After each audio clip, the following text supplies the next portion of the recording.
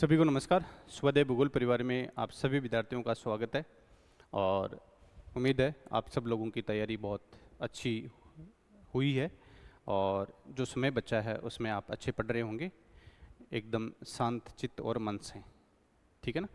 तो उसके बाद में अब हमारा तैयारी के बाद में अगला पड़ाव होता है एग्ज़ाम देना। लेकिन कुछ विद्यार्थी क्या है, हर बार एग्ज़ाम हॉल में ये पेपर सोल्व करते समय या उससे पहले कि में जो छोटी छोटी बातों का ध्यान रखना होता है वहाँ पर न चाहते हुए भी कई बार हमारे से छोटी सी मिस्टेक हो जाती है और उसका खामियाजा ये होता है कि हमारे को पेपर में उसका चुकाना पड़ता है। पेपर अच्छा नहीं होता है, हम फाइनल सिलेक्शन नहीं ले पाते हैं। तो हमारी टीम का अनुभव, मेरा अनुभव और हमने जो हमारे सीनियर से सीखा है वो कुछ बातें मैं आपके साथ में शेयर करूँगा इस सेशन में कि कैसे हम पेपर को एग्ज़ाम हॉल में मैनेज करें। उसके बाद में कौन कौन सी बातों का थोड़ा विशेष तौर से ध्यान रखना है और उसके साथ में ही आप एग्ज़ाम से पूर्व दिन में किन किन बातों का ध्यान रखेंगे। तो सबसे पहले हम जो इस पर आज हमारा सेशन रहेगा पूरा का पूरा, वो एक तो एग्ज़ाम हॉल में कौन सी बातों का ध्यान रखना है, ठीक है, और उसके साथ में ही जो भी अदर बातें रहेगी और ओमार शीट कैसे बननी है, आपको कैसे नहीं बननी है, क्या गलतियां होती है ओमार शीट बनने में, तो सारी चीज़ों का हम एक एक स्टेप बाय स्टेप इसमें सेशन में अच्छे से चर्चा करेंगे।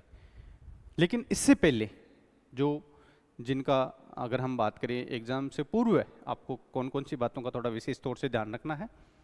तो जैसे आपको अपना आईडी कार्ड है, वो सिटी अलॉटमेंट तो हो ही गया यार, जिनका ए ग्रुप वालों का अगर एडमिट कार्ड डाल दिया, क्योंकि 3 दिन पहले वो एग्ज़ाम से एडमिट कार्ड डालेंगे। तो 31 तारीख से हमारी ये परीक्षाएँ शुरू हो रही है, 31 मई से, और ये कंप्लीट होगी 11 जून तक चलेगी ये, ठीक है। तो इस दौरान वो प्रत्येक ए बी सी डी जो इसमें ग्रुप बना रखा है, तो इनका जो एडमिट कार्ड है वो 3 दिन एग्ज़ाम से 3 दिन पहले तक वो जारी कर देंगे। तो अगर हो गया या तो आज शाम तक हो जाएगा, नहीं तो कल सुबह मॉर्निंग में हो जाएगा इनका एडमिट कार्ड है वो जारी, ठीक है ना। तो जिनका एडमिट कार्ड जारी हो गया वो सबसे पहले अपना एडमिट कार्ड निकलवा ले और एडमिट कार्ड में जो भी शर्तें दी हुई है उनको अच्छे से पढ़ ले कि क्या क्या हमारे को सामग्री वहाँ पर लेके जानी है और कौन कौन सी सावधानी हमारे को रखनी है, क्या क्या हमारे को वहाँ पर आईडी प्रूफ के रूप में लेकर के जाना है। तो वो एक बार पढ़ करके और जो अपने आईडी कार्ड है, दस्तावेज है, वो एक जगह रख ले, कलेक्ट कर ले, ताकि लास्ट टाइम में जब हम रवाना हो उस समय हड़बड़ाहट ना हो, क्योंकि लास्ट समय में चीज़ें एक जगह नहीं मिलती है फिर हड़बड़ाहट हो जाती है। तो उससे बचने के लिए आपको क्या करना है, सबसे पहले जो निर्देश दिए हुए हैं उनको अच्छे से पढ़ो और उसके बाद में जो उसमें दी हुई चीज़ें उनको फॉलो करो, और जो आपको आईडी कार्ड वगैरह जो भी कलेक्ट करना है वो कर लो, पेन वगैरह जो भी चीज़ें होती है वो अच्छे से कर लो। और लास्ट टाइम में जो हमारे को रिवीजन करना है, क्योंकि कईयों को 1 दिन का गैप मिलेगा, कईयों को 2 दिन का गैप मिलेगा, तो वो डिसाइड कर लेना किस हिसाब से हमारे को रिवीजन करना है। लास्ट टाइम में ज़्यादा पढ़ना नहीं है, नया कुछ भी नहीं पढ़ना है, लेकिन जो चीज़ें पढ़ी है उनका अगर रिवीजन नहीं हुआ है, मोटी मोटी चीज़ों का रिवीजन करना तो वो आप कर सकते हो, लेकिन प्रॉपर नींद लेकर के। एक तो ये चीज़ ध्यान में रखनी है। एक सिटी अलॉटमेंट होते ही हमारे को पता चल जाता है, तो कोशिश करना कि जैसे हमारा एडमिट कार्ड जारी हो तो एग्ज़ाम से 1 दिन पहले ही आप अपने सिटी सेंटर पे पहुंच जाओ जहां भी आपको सेंटर अलॉटमेंट हुआ है। क्योंकि अक्सर क्या गलतियां होती है स्टूडेंट से, वो सेम डे जाने की कोशिश करते हैं, सेम डे जाने की कोशिश करते हैं, तो उससे जो पहले वाली जो नाइट है ना उसमें वो अच्छी नींद नहीं ले पाते हैं, क्योंकि उनको लगता है कि कहीं मैं अगर जग नहीं पाऊंगा, मेरा एग्ज़ाम छूट जाएगा, तो ऐसे ऐसे करते उनको नींद आती है और सुबह जल्दी फिर आँख खुल जाती है। तो इससे उनकी नींद प्रॉपर नहीं होती, नींद प्रॉपर नहीं होती तो वहाँ पर पड़ी हुई चीज़ें रिकॉल नहीं होती, दिमाग बहुत भारी भारी रहता है। ये अनुभव है, शेयर कर रहा हूँ, तो आपके लिए ही रहेगा कि पॉसिबल हो सके 1 दिन पहले जाओ सेंटर पे, और हो सके तो सेंटर का विजिट भी कर लो, ठीक है। अगर विजिट नहीं कर पाते कोई बात नहीं, सेंटर पे तो पहुंचो आप। सेंटर पे पहुंचने के बाद में आपको क्या करना है, आराम से रिलैक्स करना है, जो अगर कुछ सामग्री लेकर के गए हो आप पढ़ने के लिए उसको रिवीजन करना है आराम से अच्छे से। और अगले दिन अगर 1 घंटा पहले बुला रहे हैं, 1.5 घंटा पहले बुला रहे हो, तो आप तो 2 घंटा पहले पहुंच जाओ सेंटर पे, ताकि हड़बड़ाहट नहीं रही। कई बार क्या होता है, हम सिटी में जाते हैं, सेंटर दूर होता है, बीच में ट्रैफिक आ जाता हो, तो वो आपको परेशानी नहीं उठानी पड़ी है। यथासंभव कोशिश करो 2 घंटे पहले सेंटर पे पहुंच जाओ। और सेंटर पे पहुंचने के बाद में जैसे ही आपको पेपर मिलता है, आराम से पेपर को रिलैक्स होकर के पढ़ो और पेपर को सोल्व करो। पिछली बार देखो क्या गलतियां हुई थी, उस पर डिस्कस कर लेते हैं हम, और विशेष तौर से फर्स्ट पेपर को लेकर के, ठीक है ना। क्योंकि विद्यार्थियों ने क्या करा था, उम्मीद नहीं करी थी कि इस हिसाब का हमारा पेपर आएगा, और जब हम उम्मीद नहीं करते हैं कि इस हिसाब का हमारा पेपर आएगा, तो वहाँ पर फिर अक्सर स्टूडेंट क्या करता है, छोटी मोटी गलती कर देता है। जैसे मैं प्रथम पेपर की बात कर लूँ, पिछली बार प्रथम पेपर है वो आपका 75 क्वेश्चन का आता है और उसमें 150 मार्क्स होते हैं, सबको पता है आपको। और इसको पास करने के लिए कितने क्वेश्चन, 30 क्वेश्चन लाने हैं, यानी 60 नंबर। अब पिछली बार चाहे अच्छी तैयारी करके जो स्टूडेंट गया था, उसको इतना नॉलेज तो था आराम से कि वो अपना पेपर पास कर ले, लेकिन गलती कहाँ हुई, जैसे एग्जाम हॉल में वो गए, एग्जाम हॉल में उन्होंने पेपर को खोला, पेपर को खोलते हुए शुरू के 5-10 क्वेश्चन पढ़े, तो उनमें वो एक अलग सा तनाव उत्पन्न हो गया पेपर को देख करके।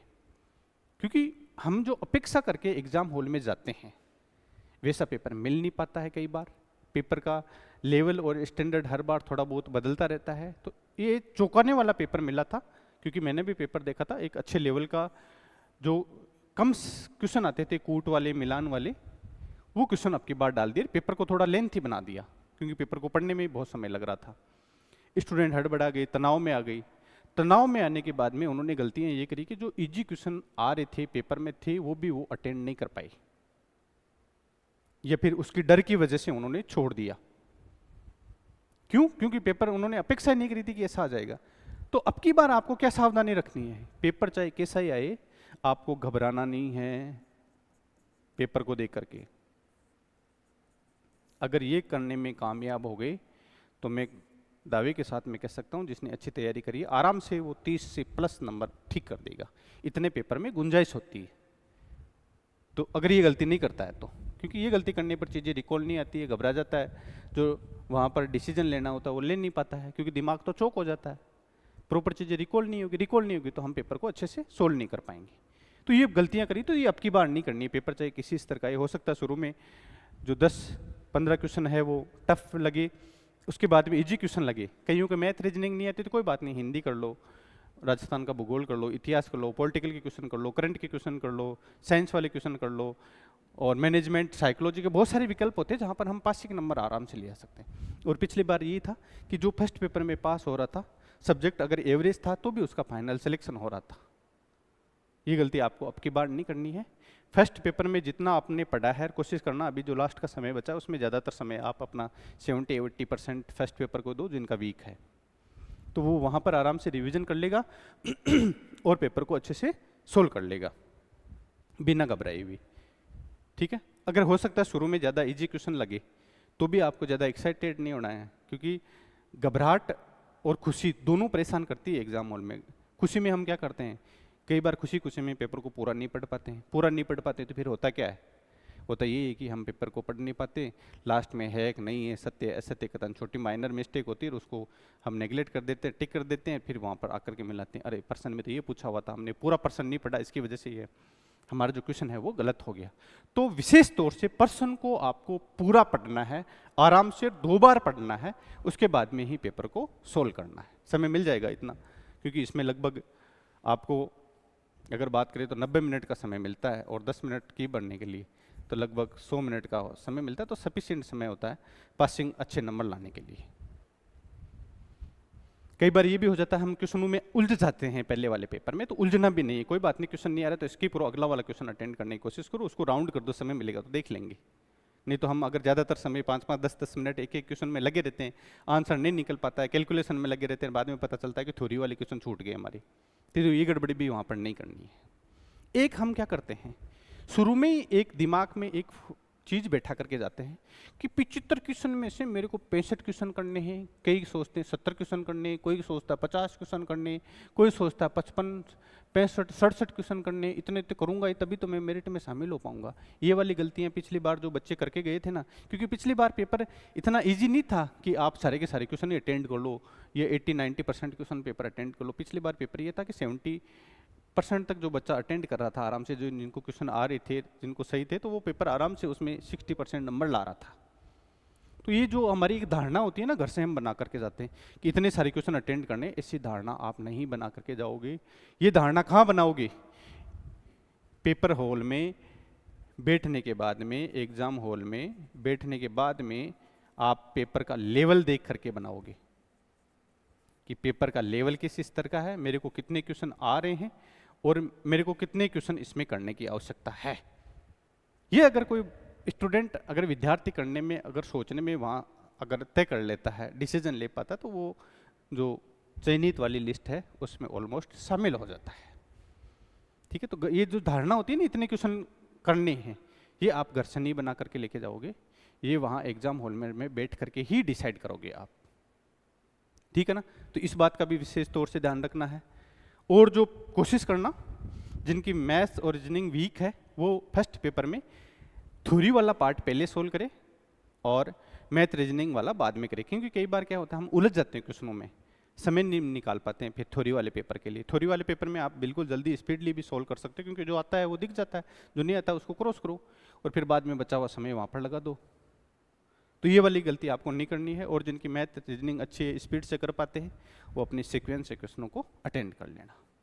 ठीक है ना, लेकिन इतने मार्क्स हर कोई ला सकता है जिन्होंने इस सिलेबस को पढ़ा है, ये 30 क्वेश्चन वाला। तो कोशिश और उम्मीद ये रहेगी कि आप जो पहले गलती करी है आपने, उस गलती का दोहरान नहीं करोगे एग्जाम हॉल में। एक एग्जाम हॉल में जो मैं अमूमन मानता हूँ कि बच्चे क्वेश्चनों को पूरा नहीं पढ़ते, तो पूरे क्वेश्चनों को पूरा पढ़ेंगे, उसके साथ साथ में जो ओमार शीट को भरने में जो गलती करते हैं ना, वो वाली गलती नहीं करेंगी। आराम से जो क्वेश्चन आपने अटेंड किया है उस क्वेश्चन का मिलान करोगे कि हाँ मैंने 67 नंबर क्वेश्चन का आंसर देना है, तो ओमार शीट में भी 67 नंबर पर होना चाहिए वो क्वेश्चन। अगर आप 65 का गोला भरना चाह रहे हो तो 65 वाली सीध में ही गोला भरो। अगर 61 वाला क्वेश्चन कर रहे हो तो 61 वाली सीध में ही गोला भरो, देख करके। सीक्वेंस से मत भरो कि हाँ हमने 50 क्वेश्चन के हमारे क्वेश्चन बनना है, एक मिला लिया और उसके बाद में हम बिना क्वेश्चन, क्योंकि बीच में कई बार क्या हो जाता है, हम एक आधा क्वेश्चन को अटेंड नहीं करते हैं, वो स्किप हो जाता है और उसका हम गोला भरते भरते आगे बढ़ जाते हैं, तो वो फिर उसका जो सीक्वेंस या क्रम होता है ना, वो क्रम टूट जाता है। वहाँ पर भी खूब सारे स्टूडेंट गलतियाँ करते हैं, एग्जाम हॉल में आने के बाद में वो चीज़ें बताते हैं हमारे को। तो इस बात का भी विशेष तौर से ध्यान रखेंगे आप, ये गलती नहीं दोहराएंगे आप। ठीक है ना, ओमार शीट को अच्छे से भरेंगे, क्योंकि एक दो तो क्वेश्चनों को ओमार शीट भरने में गड़बड़ी कर देते हैं। पिछली बार कई स्टूडेंट ऐसे थे जिनके 29 क्वेश्चन ठीक हो रहे थे, 2 क्वेश्चन ओमार शीट भरने में गलत कर दी, इसलिए वो आउट हो गए अपने सिलेक्शन से। क्योंकि सब्जेक्ट में उनके 105, 107, 115 ऐसे नंबर आ रहे थे। अगर वो ये गलती नहीं करते ओमार शीट भरने वाले, तो इनके सीधे सीधे 32 क्वेश्चन हो जाते और आराम से ये सिलेक्शन लेकर के, ये सिलेक्शन लेकर के, ये सिलेक्शन लेकर के आराम से ज्योग्राफी के स्टूडेंट सेलेक्ट हो जाते। तो ये गलती नहीं करनी है, टारगेट रखना है पहले पेपर को। अगर ईजी आता है पिछली बार से, पिछली बार की तरह, तो फिर उस हिसाब से क्वेश्चन अटेंड करने। पिछली बार की तरह आता है तो उस हिसाब से करना है, और ज़्यादा टफ आ जाता है उसको इस हिसाब से अटेंड करना है। कोशिश करना है आपको ज़्यादा रिस्क नहीं लो। रिस्क कहाँ ले सकते हो आप फर्स्ट पेपर में या सब्जेक्ट में? रिस्क आप 50-50% वाले क्वेश्चन में ले सकते हो। 2 क्रॉस, जैसे ए और सी को तो कट कर दिया, अब या तो बी आंसर है या डी आंसर है, तो उसमें से आप रिस्क ले सकते हो एक तो। एक इसके अलावा कई क्वेश्चनों में हमारे को प्रॉपर याद नहीं होता, लेकिन जो फर्स्ट क्लिक होता है ना,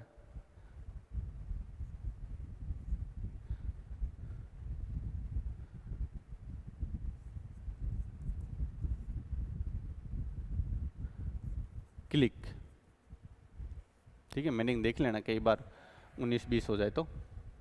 ठीक है, फर्स्ट क्लिक, फर्स्ट क्लिक में अगर हमारे को कोई आंसर रिकॉल हो जाता है और हम उस पर टिक कर लेते हैं, फिर हमारी आदत होती है दोबारा पढ़ते हैं उसको कट कर देते हैं, फिर कोई अलग उस पर टिक लगा देते हैं, तो ऐसे अमूमन क्वेश्चन क्या होते हैं, 90% गलत होते हैं।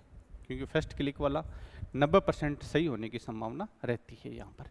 तो ऐसे करोगे आप, और उसके अलावा कोई आप रिस्क नहीं लोगे, क्योंकि इसमें माइनस मार्किंग 1/3 होती है। तो ऐसी गलती भी नहीं करोगे कि इसका खामियाजा हमारे को वहाँ पर एग्जाम हॉल में चुकाना पड़े। तो ये फर्स्ट पेपर से संबंधित जो बातें थी, और जिन चीज़ों का हमारे को ध्यान में रखना था, एग्जाम हॉल में तनाव नहीं लेना है, क्वेश्चन पेपर को आराम से अच्छे से पढ़ना है, एक बार नहीं तो 2 बार क्वेश्चन को पढ़ना है, समझना है, उसके बाद में आंसर करना। आंसर कर दिया तो ओमार शीट बहुत अच्छे से बढ़नी है।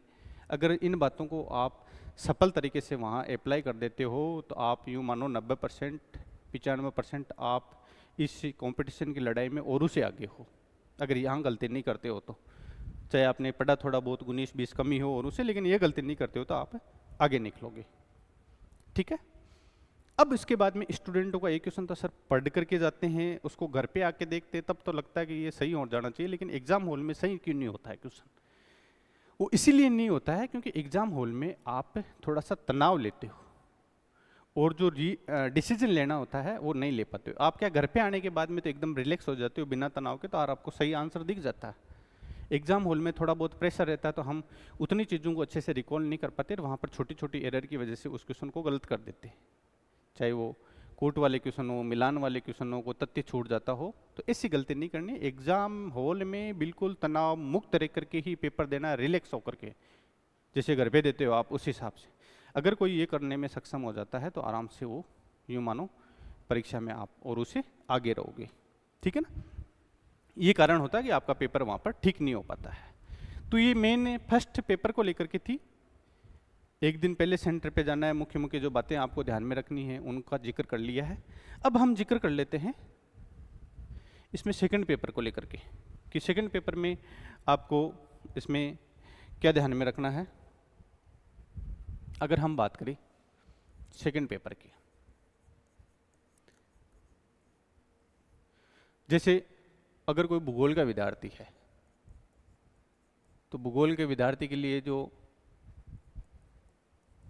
फर्स्ट पेपर है वो तो हो जाएगा उसका 3 जून को, और एक दिन का टाइम मिलेगा उनको सेकंड पेपर के बीच में, वो हो जाएगा उनका 4 जून को, ठीक है। अब सेकंड पेपर में बच्चे क्या गलतियां करते हैं? एक तो पहली गलती वो यही करते हैं कि सबसे पहले पहला पेपर करा है, उस पहले पेपर को करने के बाद में वो उनकी आंसर की मिलाता है, समय खराब करता है, क्वेश्चन गलत होते हैं, फिर दिमाग खराब होता है। तो समय और दिमाग दोनों खराब कर रहे हो आप आंसर की मिला करके।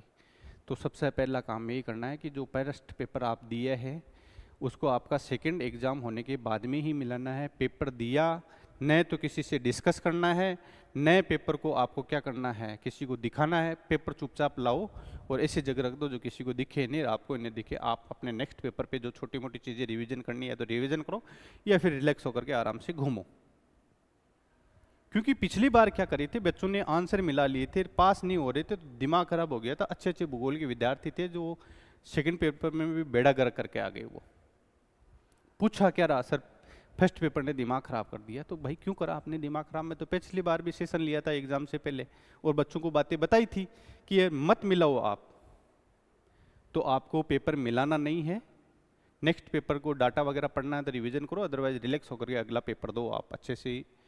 मिलाने का काम अगले दिन कर लेना जब ये पेपर हो जाए दोनों का एक साथ, ठीक है। तो मिलाने वाला काम नहीं करोगे, ठीक है।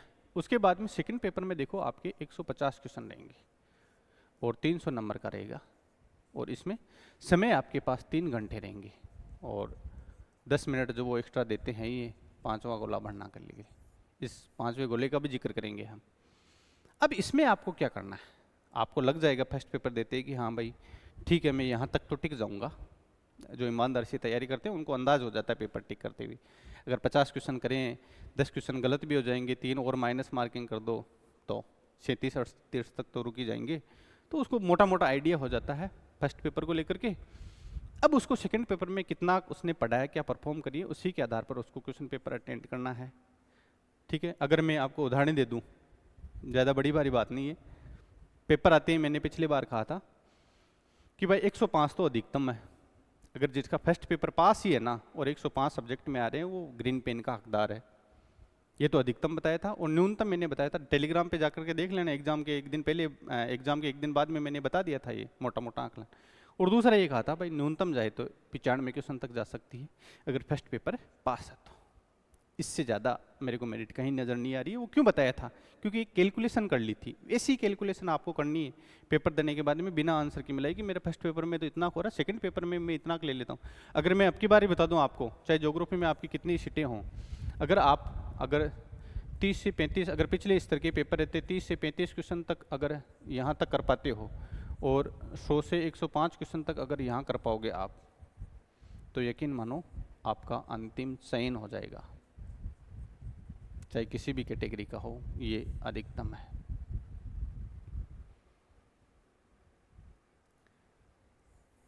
ये न्यूनतम है। तो ज़्यादा करना ही नहीं है आपको। अगर आ रहा है तो उसको छोड़ना भी नहीं है, ऐसे नहीं है कि सर ने 105 बताए तो वहीं पर रुक जाना है। भाई कोई बच्चा अगर 120-25 क्वेश्चन करता है तब किट पिटा करके वो इतने पे रुक पाता है, क्योंकि 100% एक्यूरेसी किसी की भी नहीं है, तो इसलिए मिस्टेक होती है।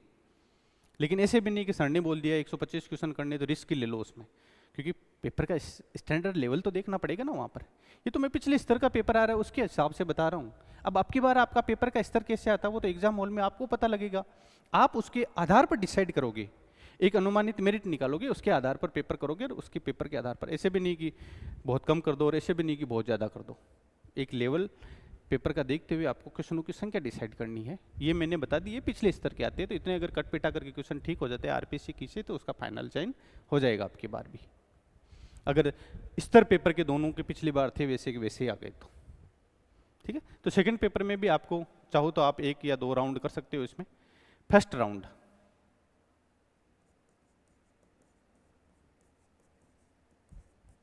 फर्स्ट राउंड में आप वही करोगे जो आपको 100% आते हो।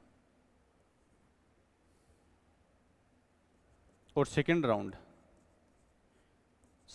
में आप वो क्वेश्चन करोगे जो आपने पढ़ते समय गोले करे थे लेकिन आपको कन्फ्यूजन हो रहा था 50% या 30% में, तो वो आप क्वेश्चन 50% वाले या फर्स्ट क्लिक वाले आप इसमें देख लेना, ठीक है। और थर्ड राउंड में आप रिकॉल वाले क्वेश्चन देख सकते हो। एक बार कोई चीज़ रिकॉल नहीं आ रही थी तो उसके बाद में आपने गोला करा था कि वो चीज़ रिकॉल हो गई है, तो उसके आधार पर 3 राउंड में आप अपना पेपर कर सकते हो, ठीक है ना। रिकॉल वाली कई बार क्या होता है, हमारी को चीज़ याद नहीं आ पाती, थोड़ा समय देते हैं, पेपर पढ़ते हैं, फिर अचानक से याद आ जाती है, तो ऐसे क्वेश्चनों को पहले मत अटेंड करा करो, उनको गोला कर लिया करो जब फिक्स नहीं हो और 100% सिक्योर नहीं हो तो, क्योंकि रिकॉल हो जाती है चीज़ें कई बार, तो वहाँ पर आप अच्छा परफॉर्म कर सकते हो और इस हिसाब से पेपर आप अटेंड कर सकते हो, क्योंकि समय मिल जाता है आराम से। और ये तो थ्योरेटिकली पेपर आता है भूगोल का, तो आराम से आप यहाँ पर अच्छे अंक ला करके और इतने समय में आराम से पेपर को सोल्व कर ले। तो सेकंड पेपर में भी धारणा बना करके नहीं जानी कि इतने क्वेश्चन अटेंड करने हैं आपको पेपर का लेवल देखते हुए डिसाइड करना है वहाँ पर कि इतने एक मेरे क्वेश्चन ठीक हो जाएंगे तो ठीक रहेगा, इतने पे मैं सिलेक्शन ले लूँगा, इस स्तर का पेपर आया है, ये चीज़ें आपको वहाँ पर एग्जाम हॉल में ही तय करनी है, ठीक है ना। तो ये गलती भी आप नहीं करोगे। सेकंड पेपर का ले लिया। ओमार शीट का इसमें भी विशेष तौर से ध्यान रखो कि भाई बढ़ने में ये बहुत पहले और दूसरे पेपर में 3-4 क्वेश्चन खा जाती है, ओमार शीट बढ़ने में भी नहीं करोगे ये गलती। उसके साथ में 5वां विकल्प जरूर बढ़ना है आपको। 5वां विकल्प आपका, अगर कोई क्वेश्चन आपने अटेंड करा है तो आंसर भर दिया, और जो नहीं अटेंड करे उनमें सब में ई बढ़ना है, क्योंकि उसमें 10% तक तो आपकी 1/3 नेगेटिव होती है, और अगर 10% से आपने ज़्यादा छोड़ दी तो आपकी ओमार शीट चेक नहीं होगी। तो ये गलती भी नहीं करनी है कि आप 5वां गोला नहीं भरो, आराम से याद करके और 5वां गोला आपको भर देना है। तो ये जो जितनी भी बातें थी इस एग्ज़ाम हॉल और एग्ज़ाम से रिलेटेड, उनका कैलकुलेशन अगर मैं आपको बताऊं तो खुद को एकदम शांत रखना है, बिना तनाव के एग्ज़ाम हॉल में जाना है, एक दिन पहले ही पहुंच जाना है, सारी सामग्री लेकर के जानी है, एग्ज़ाम हॉल में अच्छे से पेपर को पढ़ना है, सोल्व करना है, क्वेश्चन के नंबर ओमार शीट नंबर दे करके बढ़ना है, और कितने क्वेश्चन अटेंड करना है ये पेपर का स्तर दे करके तय करना है। ये हमारी मोटी मोटी बातें बताने का औचित्य था और उनको हमने समझा दिया इस सेशन के माध्यम से। अगर फिर भी लगे किसी स्टूडेंट को कोई डाउट हो तो हमारे को टीम से कांटेक्ट कर सकता है। डिस्क्रिप्शन में हमारा टेलीग्राम चैनल भी ज्वाइन कर लेना, ऐप का लिंक भी मिल जाएगा, वहाँ ज्वाइन कर लेना, टीम के कांटेक्ट नंबर है वहाँ कर लेना, या फिर इस वीडियो के जो मैसेज बॉक्स कमेंट बॉक्स है वहाँ पर मैसेज डाल देना, आपको रिप्लाई मिल जाएगा अगर आपकी कोई और अदर क्वेरी हो तो। क्योंकि जो बातें मेन बातें जो हमारे को बतानी थी, हमारे अनुभव आपके साथ में शेयर करने थे, वो सारे बता दिए हैं इसमें। अब हमारे को नहीं लग रहा है कोई चीज़ हमने छोड़ी, अगर फिर भी आपको लग रहा है कोई चीज़ छूट गई है तो वो वहाँ पर आप हमारे को बता देना, और आराम से रिलैक्स होकर के पेपर करना। पहली बात तो यही है, क्योंकि आपने इतनी लंबी तैयारी करा, इतना लंबा समय दिया अपनी तैयारी को, तो छोटी छोटी गलतियों की वजह से आप सिलेक्शन से बाहर मत हो। आराम से पूरा क्वेश्चन पेपर पढ़ो, क्वेश्चन को अच्छे से पढ़ो, समझो, और उसके बाद में सोल्व करो, क्योंकि इतनी लंबी तैयारी करिए, अगर आप पढ़ोगे समझोगे तो आराम से आंसर आ जाएंगे, ऐसी नहीं है, ठीक है। स्तर का पेपर का स्तर देख करके घबराना भी नहीं है। वहाँ पर आपके लिए कठिन है तो दूसरों के लिए भी वो कठिन है, आपके लिए इजी है तो दूसरों के लिए भी इजी है। तो ऐसा नहीं कि हम कठिन में घबरा जाएं और इजी में थोड़ा ज़्यादा एक्साइटेड होकर के ये गलतियाँ कर दें, नहीं करनी ये गलतियाँ। एक एग्ज़ाम के दिन या एग्ज़ाम के पहले आपको किसी से भी माथापच्ची नहीं करनी है, किसी से बिना फालतू की बहस नहीं करनी है। अपना काम है वो काम से काम रखते हुए एग्ज़ाम देनी है, क्योंकि कई बार क्या होता है असामाजिक तत्व मिल जाते हैं वहाँ पर, छोटी मोटी की सीट को लेकर के बहस हो जाती है, बैठने को लेकर के बहस हो जाती है, तो ऐसी चीज़ों से बचना अपने को, क्योंकि ये तनाव देती है फिर। और अपने को खुद को इतना मैनेजमेंट करना है कि नींद अच्छे से आए और बिना तनाव के हम पेपर दे आराम से, पढ़ा हुआ सारा रिकॉल हो जाएगा, ये मैं आपको विश्वास के साथ में कहता हूँ, अनुभव है, बता रहा हूँ, आराम से चीज़ें रिकॉल हो जाएगी। आपने चाहे 1 महीने पहले पढ़ी है तो वो भी रिकॉल हो जाएगी। अगर आपका एग्ज़ाम से पहले अगर नींद ली है प्रॉपर, और अगर आपने एग्ज़ाम हॉल में बिना तनाव के बैठे हो तो रिलैक्स होकर के पेपर करोगे, उस पेपर करने में भी मज़ा आएगा, चीज़ें रिकॉल भी हो जाएगी, फिर आपको लगेगा कि मेरे तो सारे सही हो रहे हैं।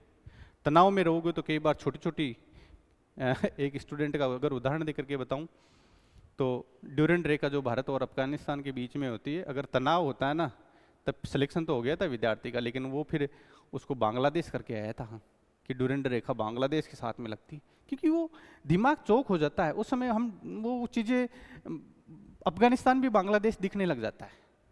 तो आपको ये गलतियाँ नहीं करनी, रिलैक्स रहना है, और जो ये करने में सफल हो गया, अच्छी तैयारी करिए, उसका फाइनल सिलेक्शन हो जाएगा। और जो हमारे परिवार से जुड़े हुए विद्यार्थी थे, स्वाध्याय भूगोल से जुड़े हुए विद्यार्थी थे, टेस्ट सीरीज से जुड़े हुए थे, या ऑनलाइन कोर्स से जुड़े हुए थे, उन सारे विद्यार्थियों को और फर्स्ट ग्रेड में सम्मिलित होने वाले सारे विद्यार्थियों को हमारे स्वाध्याय भूगोल परिवार की ओर से हार्दिक बधाई, शुभकामनाएं। महादेव करे आप सबका पेपर अच्छा हो, आपने मेहनत करी है, आपका फाइनल अंतिम चयन हो, अच्छे रैंक से चयन हो, ऐसी शुभकामनाओं के साथ में आपको अग्रिम बधाई एवं शुभकामनाएं।